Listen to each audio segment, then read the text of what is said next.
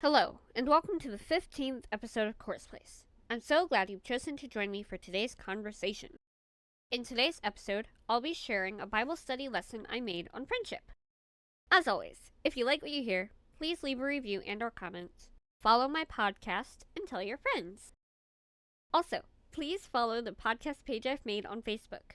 If you'd like to contact me via email instead of a Facebook message, you can email me at corachin@mailbox.org. If you are new here, welcome. I'm your host, Cora, and I'm so excited to have you on this journey with me. Before I get into today's topic, I want to share today's verse, which is from Proverbs 13, verse 20, in the English Standard Version. It says, "Whoever walks with the wise becomes wise, but the companion of fools will suffer harm." I think this verse is saying that we need to find wise friends who will guide us down a good path.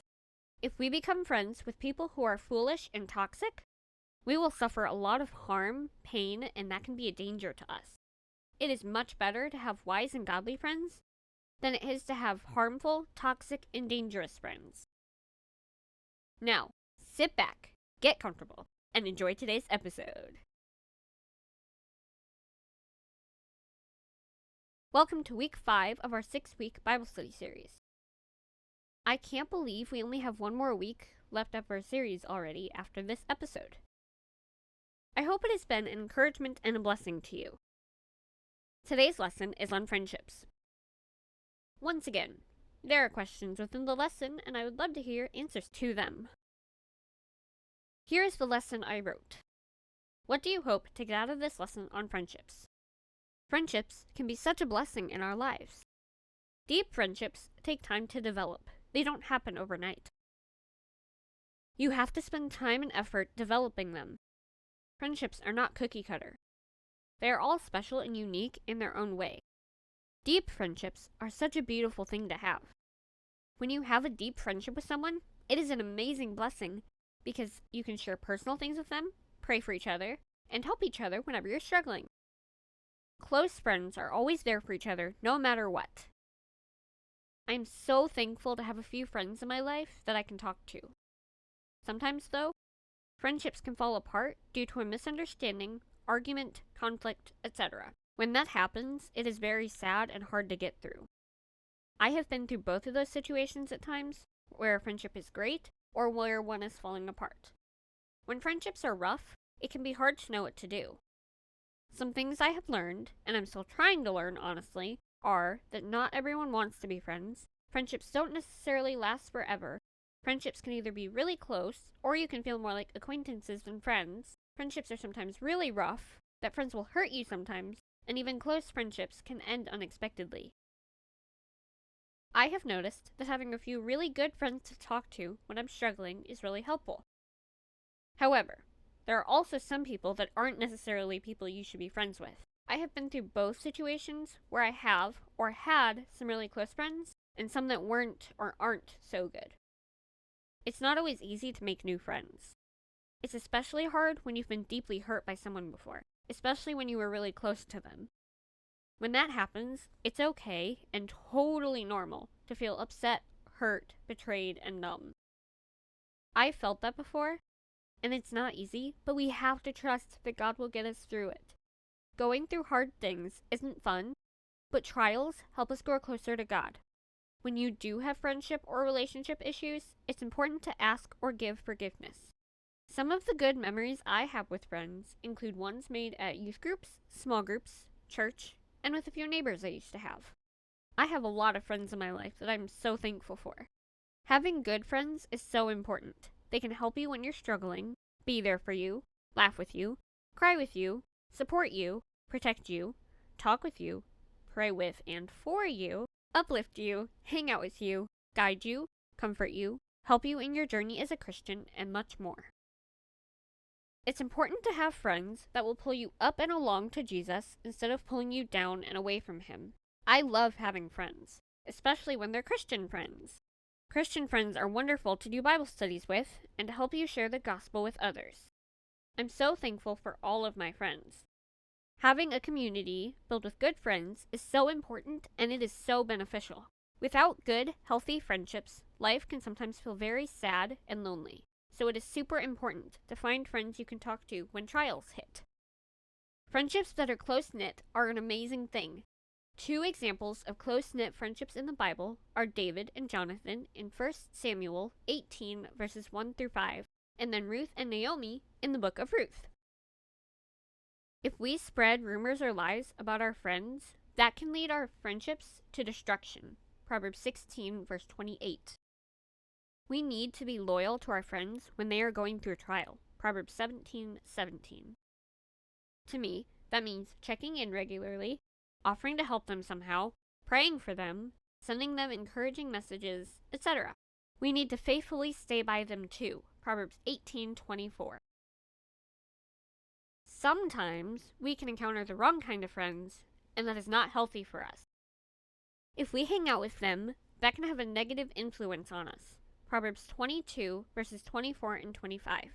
We need to always speak the truth in love, even when it's hard. Proverbs 27 verses 5 through 6. Our friends should be wise and godly.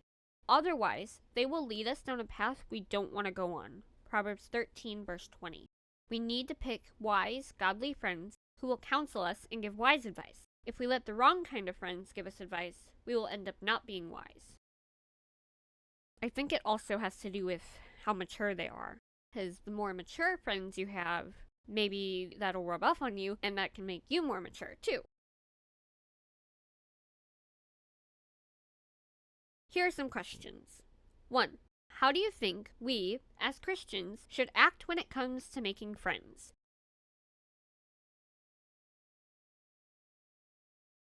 I think we need to find godly friends who will lift us up and be there for us no matter what. 2. What do you do when a friend just randomly stops talking to you with no explanation? I feel like I get a little frustrated, confused, sad, and anxious all at once. I usually try to get in contact again the next day, or maybe after a couple of days, but it doesn't always work out. 3. When a friend hurts you or just stops talking to you, are you able to let it go, or do you tend to dwell on it? For me, it depends on how big the hurt was. With big ones, like betrayal, I tend to dwell on it. With smaller ones, I can usually let it go, but sometimes I dwell on it a little. 4. Why do you think hurts between friends seems to happen a lot? I think it's because sometimes we let our pride get in the way, or because we think we're better than our friends. 5. What truths can you cling to when you're going through a friendship loss? I want to cling to the truths that God is my friend always, He is good, and He will love me for all of eternity. 6. What is the hardest part of trusting God in the aftermath of a friendship loss? I think one of the hardest parts for me is just trying to remember that I'm not alone and that people will stay by me. I have a hard time changing my mindset to that. My mindset in that situation is fear that everyone will leave me. 7. Based on your answer to number 6, do you think fear could be at the root of that? I think for me, I would have to say probably. 8. What verses could we use to combat those fears? We could use Psalm 56:3, or Psalm 4:8, Proverbs 3:5 and 6. When we go through a friendship loss, it can leave us feeling hurt, heartbroken, confused, sad, devastated, betrayed, and anxious. It's okay to grieve that loss for a little bit, but to not let it totally consume your life. If you let it consume your life, that can lead to depression, anxiety, fear of rejection, isolation, loneliness, bitterness, the temptation to get revenge, etc. God tells us to not get revenge because the vengeance is His. Romans 12:19. Not getting revenge can count for any situation where you feel tempted to hurt the other person because of what they've done to you. It's a hard lesson to learn, but an extremely important and much needed lesson in our world today. In James 1, verses 2 through 4, we are told to count it all joy when we go through trials. Then, in 1 Thessalonians 5:18, God tells us to give thanks in all circumstances. That means we are to be thankful to God whether we are in a season of rejoicing or in a season of deep mourning and loss.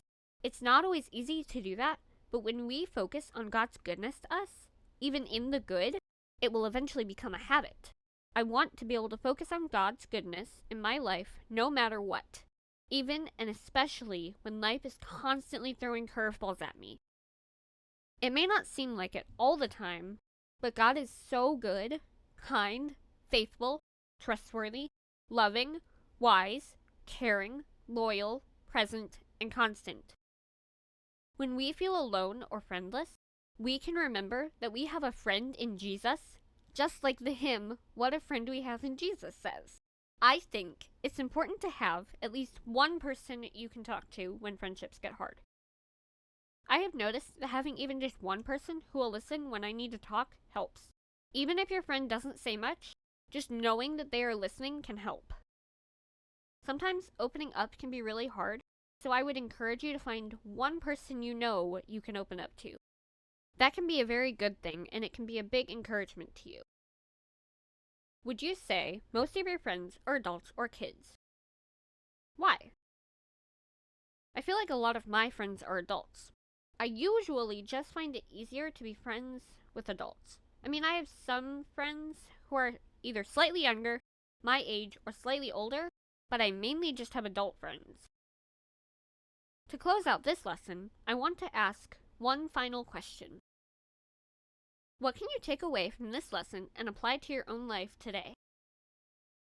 I think for me, I can work on trying to remember to give thanks to God for His goodness in both the good and the bad.